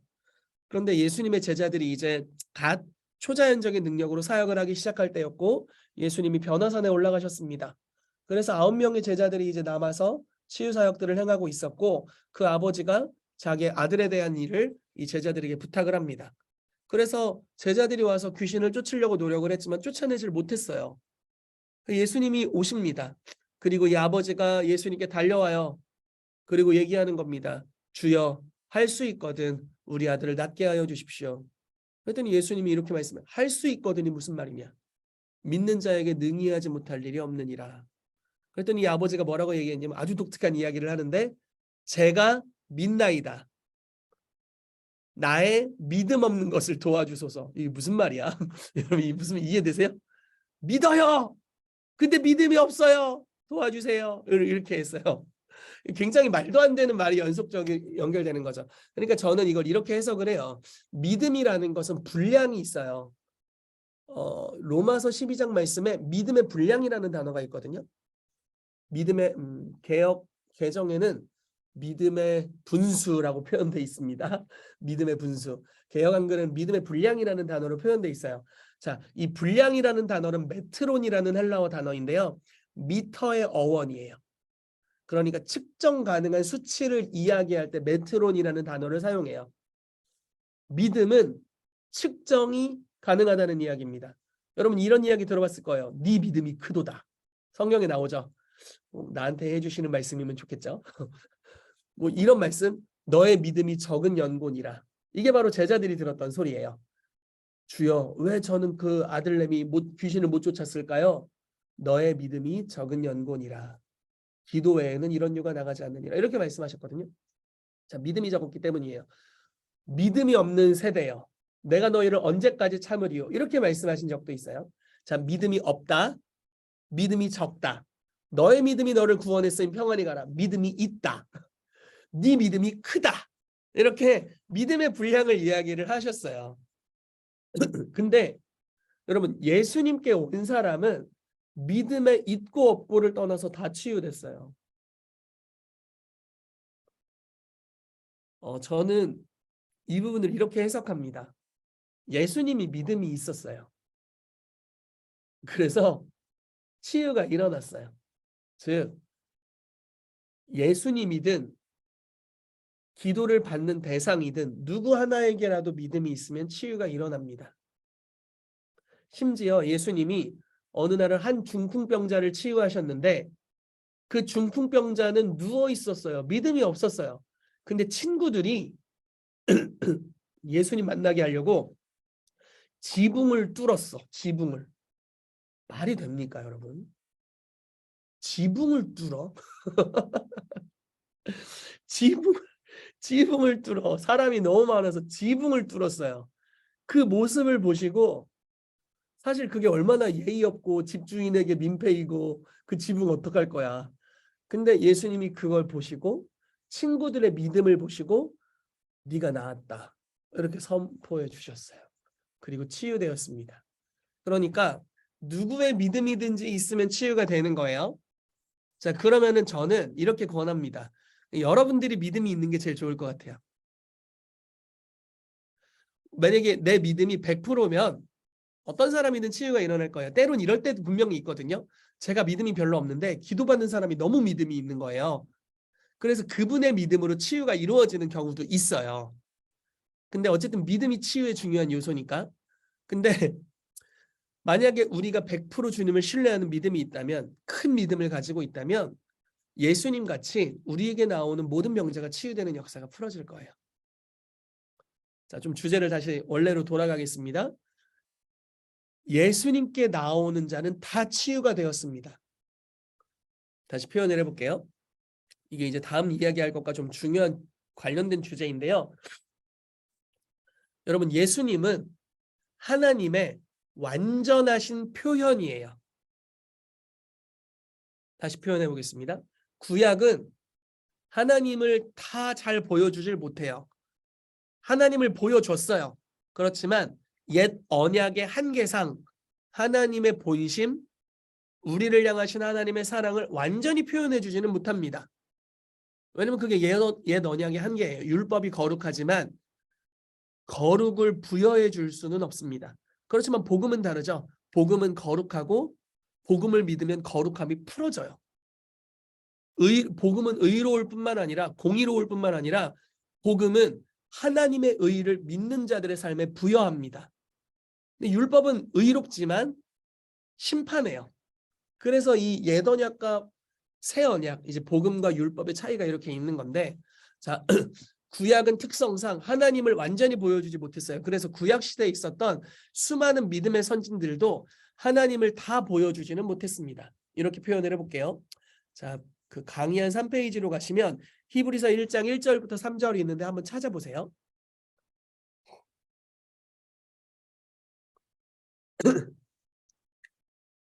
히브리서 1장 1절부터 3절이 있습니다. 자, 제가 읽어드릴게요. 옛적에 선지자들을 통하여 여러 부분 여러 모양으로 우리 조상들에게 말씀하신 하나님이 이 모든 날 마지막에는 아들을 통하여 우리에게 말씀하셨으니 이 아들을 만유의 상속자로 세우시고 또 그로 말미암아 모든 세계를 지으셨느니라. 자, 이렇게 표현해 보겠습니다. 옛적에 구약 시대는 선지자들을 통하여 하나님을 여러 부분 여러 모양으로 나타내셨다는 거예요. 예를 들어보자. 죄송해요, 주님. 이게 만약에 주님이라고 해볼게요. 이 보조 배터리인데 이게 만약에 하나님이시다. 하나님의 전체 그림이다. 그러면 아브라함은 하나님을 요만큼 보여줬어요. 욥은 하나님을 요만큼 보여줬고요. 여호수아는 하나님을 요만큼, 요셉은 하나님을 요만큼 그러니까 뭐 이런 얘기 하잖아요. 장님들이 코끼리를 만졌는데 코끼리를 다 다르게 묘사하더라. 코끼리는 길어, 코끼리는 커, 코끼리는 두꺼워, 뭐 이렇게 다 다르게 묘사하잖아요. 동일하게 선지자들은 하나님을 본 자들이에요. 근데 그들이 여러 부분 여러 모양으로 하나님을 보았습니다. 그래서 하나님의 전체를 보여주기보다는 하나님의 일부를 보았어요. 그러나 이 모든 날의 마지막에는 아들을 통하여, 자, 이 아들이 예수 그리스도십니다. 아들을 통하여 우리 가운데 말씀하셨다. 그리고 3절에 그 아들이 어떤 분인지 나와요. 이는 하나님의 영광의 광채이시요 그 본체의 형상이시라. 하나님의 영광이 보이지 않습니다. 그러나 빛의 형태로 나타나요. 그 보이지 않는 하나님의 영광이 빛의 광채로 표현된 게 예수 그리스도. 자, 하나님의 본체는 영이셔서 보이지가 않습니다. 그 본체가 볼 수 있는 모습으로 드러난 형상이 예수 그리스도. 다른 말로 표현하면 말씀이 육신이 되어 우리 가운데 거하심에 우리가 그분의 영광을 보니 아버지의 독생자의 영광이요 은혜와 진리로 충만하더라. 자, 위에 다시 이런 구절이 있습니다. 요한복음 1장 18절이에요. 본래 하나님을 본 사람이 없으되 아버지 품속에 있는 독생하신 하나님이 나타내셨느니라. 자, 무슨 말이냐면 예수님은 구약 시대와는 달리 하나님의 완전한 표현이세요. 즉 예수님이 병든 자를 고쳤다면 하나님은 병든 자를 고치길 기뻐하시는 분이십니다. 예수님이 현장에서 가늠하다 잡힌 여인을 용서하셨다면 나도 너를 정죄하지 않노니 평안히 가고 다시 죄를 짓지 마라. 이렇게 용서하시는 분이셨다면 오늘날 하나님도 현장에서 가늠하다 잡힌 여인을 용서하시는 분이십니다. 예수님이 죄인과 세리의 친구셨다면 하나님도 지금 죄인, 창기, 세리의 친구가 되십니다. 무슨 말인지 이해가 되시나요? 자, 구약 시대에는 이런 경우가 있었어요. 이게 정말 이 차이가 심한데 엘리야가 아합 왕이 사자를 보냅니다. 50부장과 50명을 보내요. 군사 50명을. 그래서 만나자 이렇게 했습니다. 엘리야가 좀 겁이 났었던 것 같아요. 뭐라고 표현하냐면 내가 만약에 하나님의 사람이거든 하늘에서 불이 내려서 너희를 살을 것이다. 그 말이 입에서 떨어지자마자 그들이 불타 죽었습니다. 얼마나 무서웠을까? 두 번째 50명을 아합 왕이 또 보냅니다. 그랬더니 또 이야기를 해요. 내가 만약에 하나님의 사람이거든 하늘에서 불이 내려 너네 타 죽는다. 하늘에서 갑자기 불 떨어지니 타 죽었어요. 갈멜산에서 한번 불을 내리더니 이분이 자꾸 이상한 불을 내리기 시작했어요. 그 마지막 세 번째 50부장과 50명이 또 왔습니다. 그랬더니 그 전에 전임자들이 다 불타 죽었잖아요. 50부장이 오자마자 제발 그리하지 마옵소서 이렇게 했습니다. 그랬더니 하나님이 엘리야에게 두려워하지 말고 가라 이렇게 말씀하셔서 갑니다. 자, 그런 역사가 일어났어요. 그런데 신약 시대에 와서 예수님이 어느 날 사마리아를 지나갑니다. 근데 사마리아가 목적지가 아니라 예루살렘이 목적지예요. 사마리아와 예루살렘은 사이가 무지하게 안 좋아요. 왼수예요, 왼수. 그러니까 예수님을 사마리아 사람들은 좋아했지만 예루살렘을 가는 게 목적지라는 이야기를 듣자마자 사마리아 사람들이 예수님을 문전박대했습니다. 예를 들어 여관에 들어가려고 하시는데 여관 문 닫아버리고, 당신 같은 인간들은 안 받아. 식당 들어가려고 하는데 식당 문 닫아버리고, 막 길거리 가는데 막 침 뱉고 막 이런 거예요. 완전 문전박대를 해버린 거예요. 도시 전체가 예수님을. 예수님의 제자들이 갑자기 구약의 한 구절이 생각났나 봐요. 아, 하늘에서 불을 내린 적이 있었구나. 그래서 예수님한테 이렇게, 이게 야고보와 요한이에요. 이 사람이 뭐라고 얘기하냐면, 주여, 우리가 하늘을 명하여 불을 떨어뜨려서 사마리아 사람을 통구이를 만들어 버릴까요? 그랬더니 예수님 뭐라고 말씀하셨냐면, 너희는 지금 니네가 무슨 말 하는지도 모른다, 이렇게 표현하셨어요. 그리고 이제 성경에 거기가 이제 없음이라고 표시되어 있는 구절이 있거든요. 근데 이제 그거를 어떤 사본에는 이렇게 표현하고 있습니다. 너희는 지금 너희가 무슨 영으로 이런 말을 하는지를 알지 못하는도다. 그리고 이렇게 표현되어 있어요. 인자가 온 것은 사람을 멸망시키려 함이 아니라 구원하러 왔다.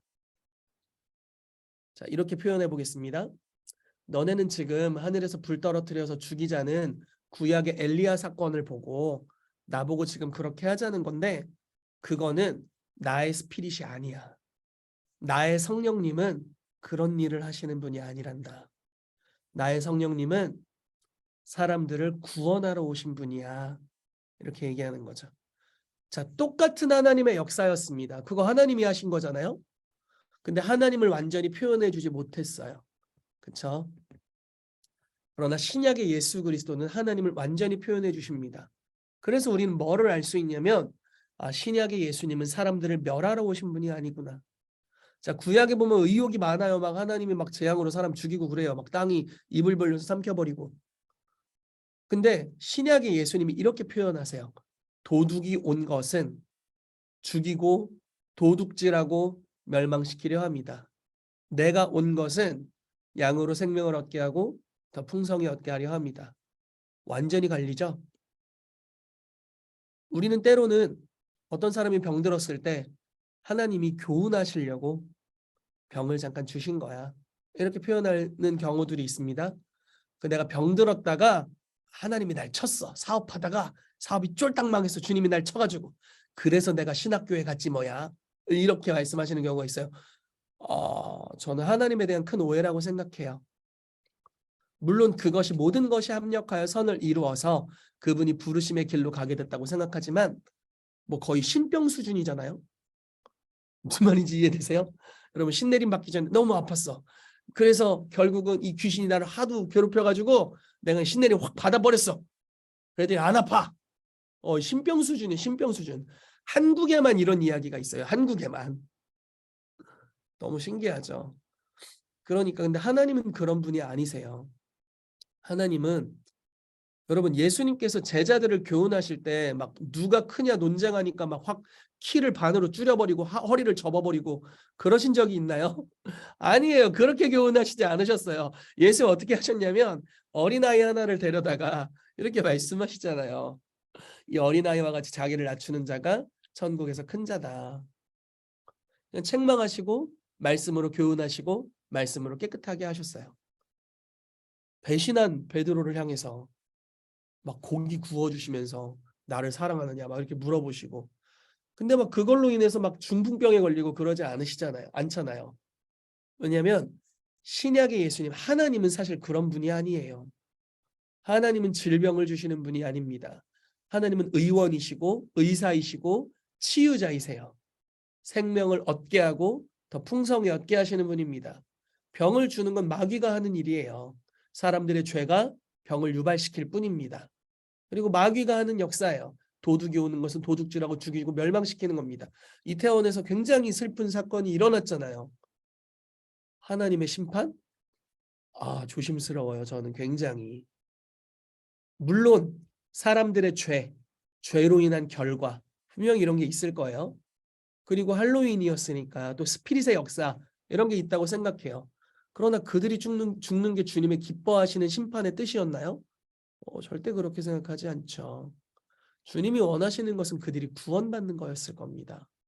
주님이 원하시는 것은 지금 유가족들을 위로하시는 거예요. 주님이 원하시는 것은 생명을 얻고 더 풍성히 얻게 하시려는 것입니다. 자, 이게 하나님의 의도, 예수님의 모습입니다. 자, 많이 샜는데 옆길로 많이 샜는데 다시 돌아가 보겠습니다. 자, 치유 사역을 해야 되는 세 번째 이유는요. 하나님이 치유자로서 자기를 소개하고 계시기 때문입니다. 그런데 하나님을 우리가 어떻게 볼 수 있는가? 예수 그리스도를 통해 하나님을 완전히 볼 수 있습니다. 모호하게가 아니라 예수 그리스도는 하나님을 완전히 보여주셨어요. 어떻게? 아버지 품속에 영원토록 계셨던 독생자께서 아버지를 나타내 주셨습니다. 그래서 몇몇 선지자들이 하나님을 표현한 것과는 완전히 다른 방식으로 예수님은 하나님을 100% 보여주셨어요. 의혹이 전혀 없어요. 하나님은 예수님 같은 분이세요. 예수님은 하나님이시죠. 그래서 이 땅에서 예수님이 복음서에서 공생의 기간 동안 어떻게 사셨느냐를 잘 보면은 하나님이 오늘날도 그러하실 거라는 걸 우리가 알 수 있습니다. 자, 근데 아까 나눴죠? 예수님께 나온 자 중에 치유받지 않은 자가 있는가? 없어요. 동일한 이야기입니다. 오늘날 모든 병자가 다 치유받지는 않아요. 그렇잖아요. 아픈 사람 너무 많아요. 병원에 가면 이렇게 의학이 발달했는데 병원에 사람이 너무 많아. 대학병원을 가잖아요. 막 2개월, 3개월 예약해서 기다려야 돼요. 제가 저희 청남 때문에 서울대학병원을 계속 다니고 있거든요. 이 친구가 희귀성 난치병 판정을 받았어요. 너무 안타깝죠. 손해 위축이 되는 유전병이라고 하더라고요. 전 세계에서 치유된 사례가 하나도 없어요. 너무 안타까워요. 그래서 고등학교 때까지 잘 뛰어다니던 친구였는데 어느 순간부터 몸의 근육이 좀 부자연스러워지더니 지금은 걷는 게 좀 힘듭니다. 혼자 걸으면 자주 넘어져요. 그래서 검사를 했는데 막 3개월에 한 번씩 너무 밀려가지고 그래서 검사를 했는데 한 2년 정도 검사를 하니까 진단이 나왔어요. SPC 아무튼 뭐가 무슨 유전자가 문제가 있대요. 그래서 손해가 예를 들어 이만하면 얘는 요만해. 계속 쪼그라들어가지고 손해가 운동 기능을 담당하거든요. 그러니까 운동 기능이 계속 마비돼서 이렇게 되다가 이제 멈추는 경우도 있고 계속 진행이 되면은 이제 마비돼서 죽는 병이에요. 지금 37인데 너무 마음이 아픕니다. 그렇지만 자, 대학병원에 사람이 너무 많은 거예요. 그래서 제가 최근에도 갔다 왔습니다. 우리 처남 데리고 갔다 왔어요. 근데 예수님께서는 자기에게 나오는 모든 병든 자를 다 고치셨다는 거예요. 그렇다면 여러분 우리가 해야 될 일은 무엇이냐면 여러분들에게 나오는 병든 자들을 다 고칠 수 있는 사람이 되셔야 돼요. 자, 다르게 표현을 해볼게요.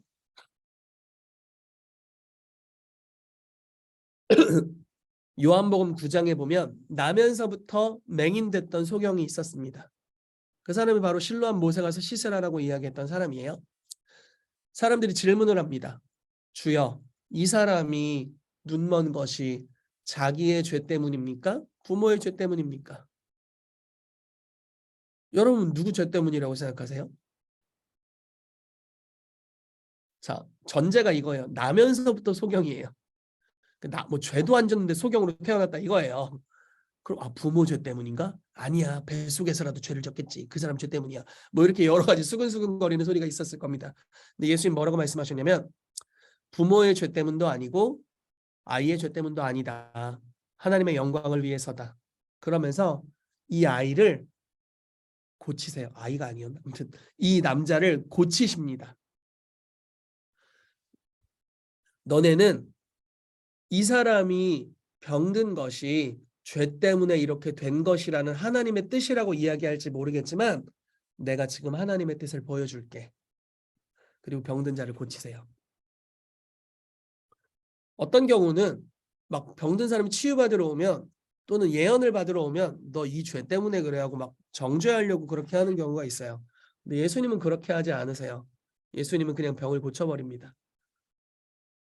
하나님의 뜻이 무엇인지 보여줄게. 하고 병을 고치세요. 그리고 주님께 영광 올려드리세요. 자, 주님, 제가 병들어 있는 게 주님의 뜻인가요? 아니야. 내가 하나님의 뜻을 보여줄게 하고 병을 고치신다고요. 어떤 사람이 이렇게 물어봐요. 주님, 제가 병들어 있는 게 주님의 뜻이에요? 저 침상에서 지금 10년째 누워 있는데. 근데 주님이 여러분들을 보내셔서 이제 이렇게 말씀하길 원하세요. 하나님의 뜻이 뭔지 보여줄게. 너의 자리를 들고 일어나라. 이렇게 이야기하길 원하신다는 거예요. 하나님의 뜻은 병든 자를 고치시는 것입니다. 왜냐하면 하나님이 그런 분이시니까. 그래서 우리가 치유 사역을 해야 할 필요가 있는 거예요. 자, 마지막 보겠습니다. 4번, 4페이지예요. 왜 치유 사역을 해야 되느냐? 하나님 나라의 가시적인 표현이기 때문에 그렇습니다. 자, 마태복음 6장 9절 10절을 읽어볼게요. 그러므로 너희는 이렇게 기도하라. 하늘에 계신 우리 아버지여, 이름이 거룩히 여김을 받으시오며 나라가 임하시오며 뜻이 하늘에서 이루어진 것 같이 땅에서도 이루어지이다. 자, 여기 하나님의 나라에 대한 이야기가 나오고 있습니다. 자, 하나님의 나라가 이 땅에 임하여 주십시오. 10절에 뜻이, 여기서 뜻은 하나님의 뜻이죠. 하나님의 뜻이 하늘에서 이루어진 것 같이. 이게 아주 중요한 표현이에요. 자, 하나님의 뜻을 알길 원한다면 어디를 보면 되냐면 하늘을 보면 됩니다. 즉 천국을 보면 돼요. 천국은 하나님의 뜻이 이루어진 곳이에요. 근데 여기 이렇게 기도하라고 하죠. 땅에서도 이루어지이다. 땅은 하나님의 뜻이 아직 다 이루어지지 않은 곳입니다. 과도기에 있어요. 자, 이 땅에서 일어나는 모든 일이 주님의 뜻인가요?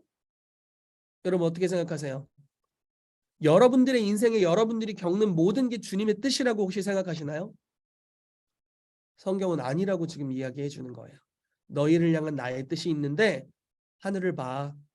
천국이 바로 너희를 향한 나의 뜻이야. 이렇게 말씀하시는 거예요. 제가 심장병으로 6, 7년 동안 아팠습니다. 22살부터 어느 날 수련회를 준비하고 있었나? 그때 제가 공익근무 요원을 하면서 전도사로 사역을 하고 있을 때였는데 힘들죠. 이제 공익을 하려니 힘들었어요. 그래서 스트레스도 많았습니다.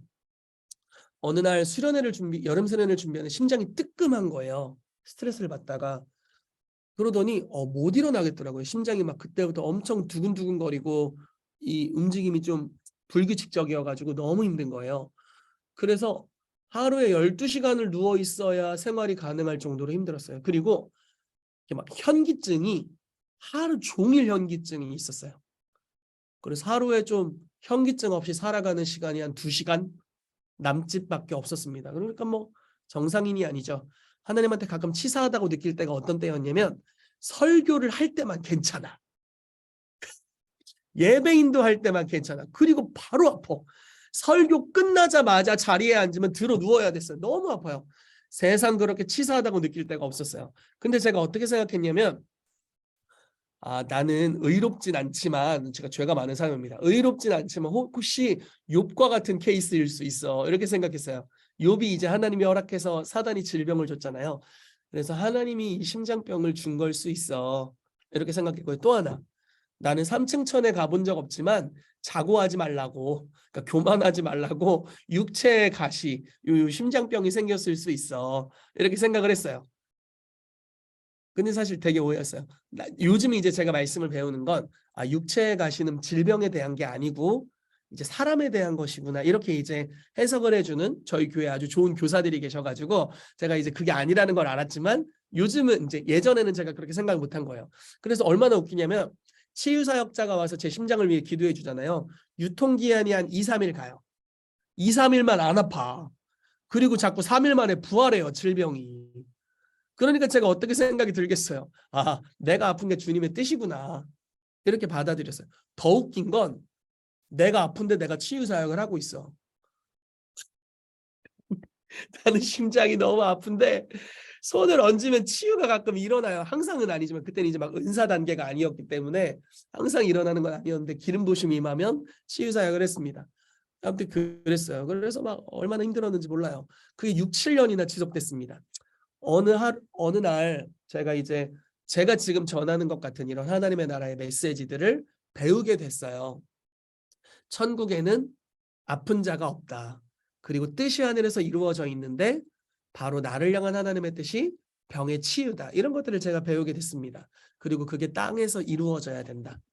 아, 내 심장이 치유받는 게 주님의 뜻이구나. 드디어 깨달았어요. 문제는 깨달았는데 몸뚱이는 아직 아파요. 그런 상태였습니다. 어느 날 대학원에서 수업을 듣고 있는데 심장이 진짜 당장 쓰러질 것처럼 아픈 거예요. 그래서 와, 큰일 났다. 여기서 쓰러지면 세상 민폐다. 이런 생각이 들어서 빨리 강의실 바깥으로 그냥 나갔습니다. 그리고 제 차로 갔어요. 차에서 시트를 제쳐놓고 누워서 주님 살려주십시오. 죽고 싶지 않습니다. 이렇게 기도를 했는데 갑자기 그 순간 손에 기름 부으심이 느껴지는 거예요. 표현을 하자면 좀 따끈따끈하고 찌릿찌릿한 느낌이 있었습니다. 내 평소 느낌이 아닌 거예요. 그래서 이렇게 얘 기름 부으심이구나 이렇게 알았고 심장에 손을 얹고 기도했습니다. 한 2, 3분 정도가 지났는데 손에서 심장으로 뭐가 쑥 들어가는 느낌이 들더라고요. 그리고 나서 나았어요. 지금까지 안 아파요. 어제 한 4시간 잤고 네, 살아 있습니다. 아주 건강하게 살아 있습니다. 지금 육아도 엄청 잘하고 있어요. 그래서 아주 무리한 스케줄을 잘 살아갈 만큼 심장이 진짜 튼튼해졌어요. 그래서 이제 깨닫는 거죠. 천국에 하나님의 뜻이 완전히 이루어져 있는 상태구나. 그리고 이 땅에 그것이 이루어져야 되는구나.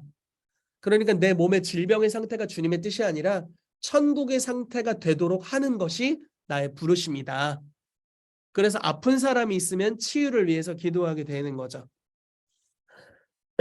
자, 한 번은 강의를 하는데 제 옆에 기부스를 하고 있는 어떤 여자 청년이 있는 거예요. 소그룹 강의였는데 한 10명 정도 모여서 강의를 해주고 있는데 엄청 거슬리더라고. 근데 메시지가 약간 이런 거잖아요. 제가 하나님의 나라 천국엔 주님의 뜻이 다 이루어져 있다. 이런 걸 전하잖아요.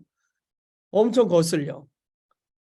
그러니까 왜 그렇게 됐냐고 물어봤거든요. 그랬더니 이 친구가 뭐라고 얘기하냐면 새끼 발가락이 골절이 됐대요. 그러니까 뼈가 완전히 부러진 거예요.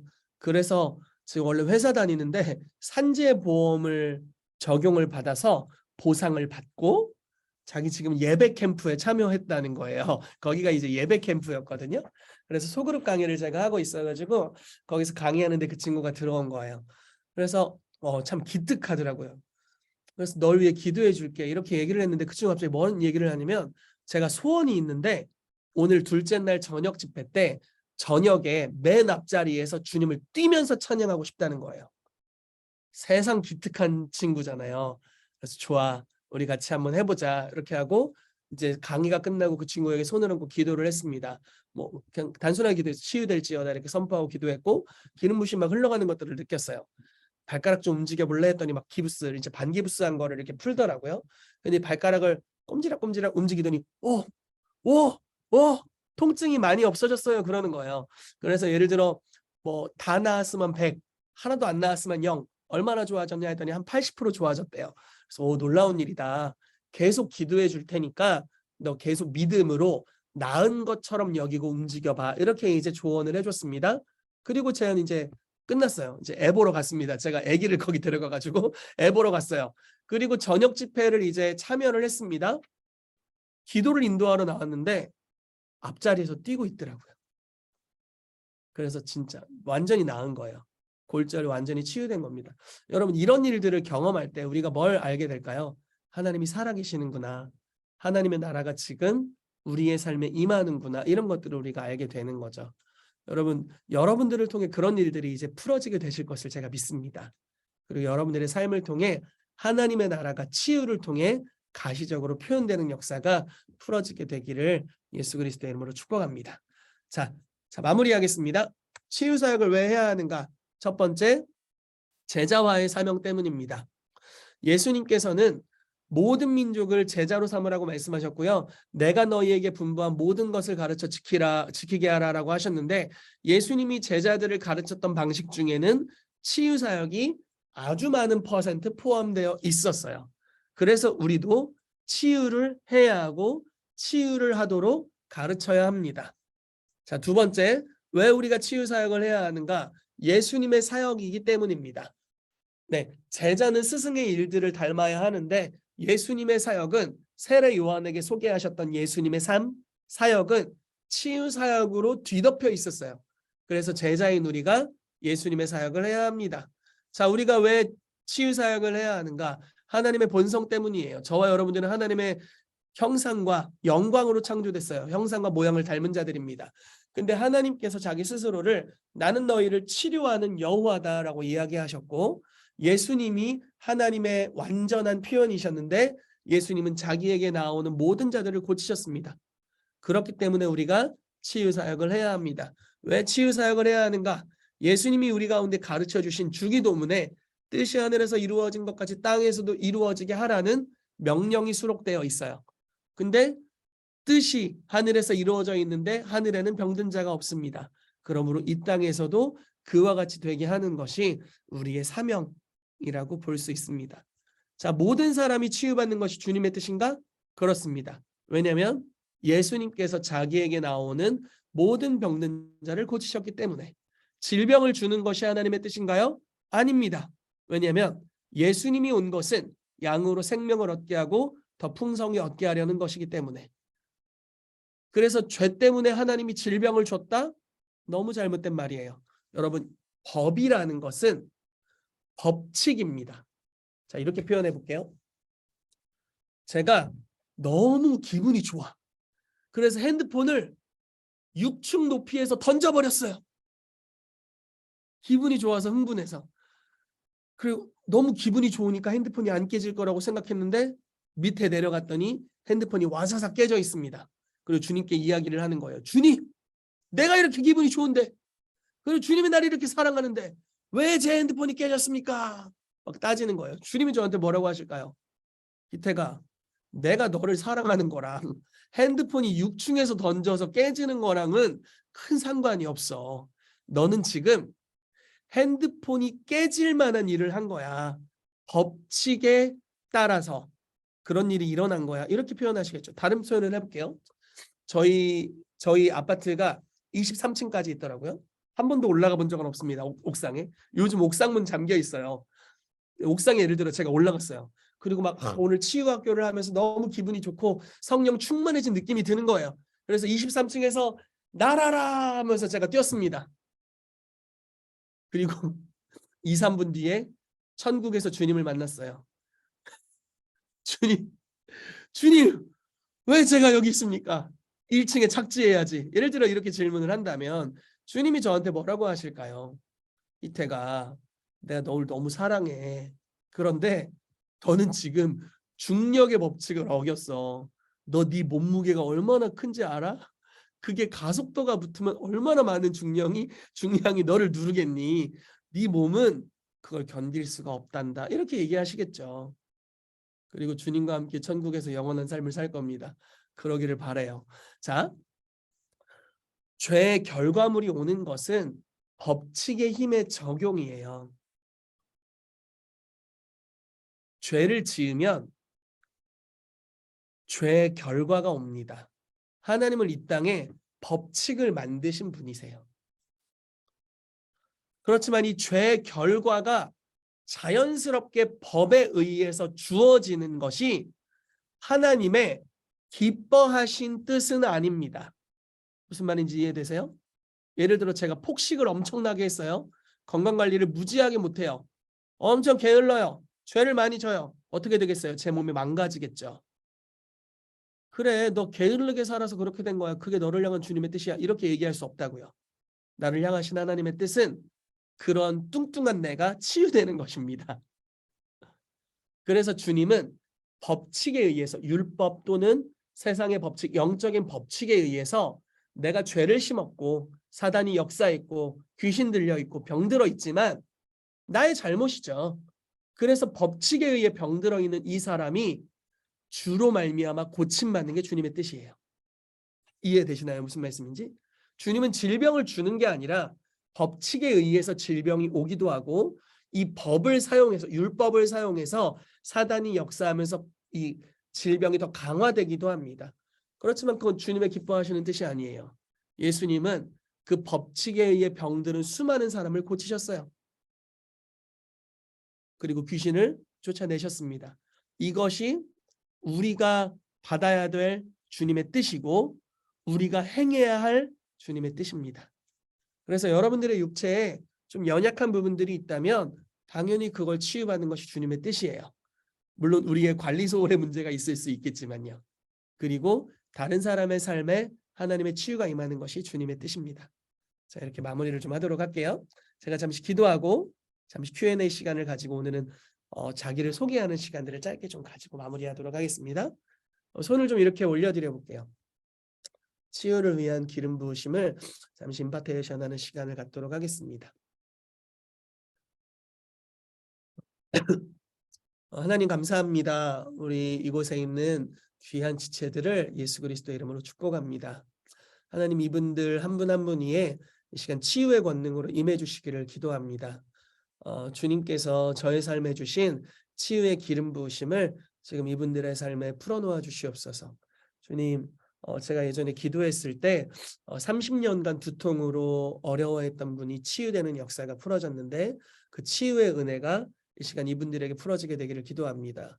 저와 동일하게 심장병에 걸렸던 이들이 치유되는 역사가 있었는데 주님 그런 치유가 풀어지게 되기를 기도하고요.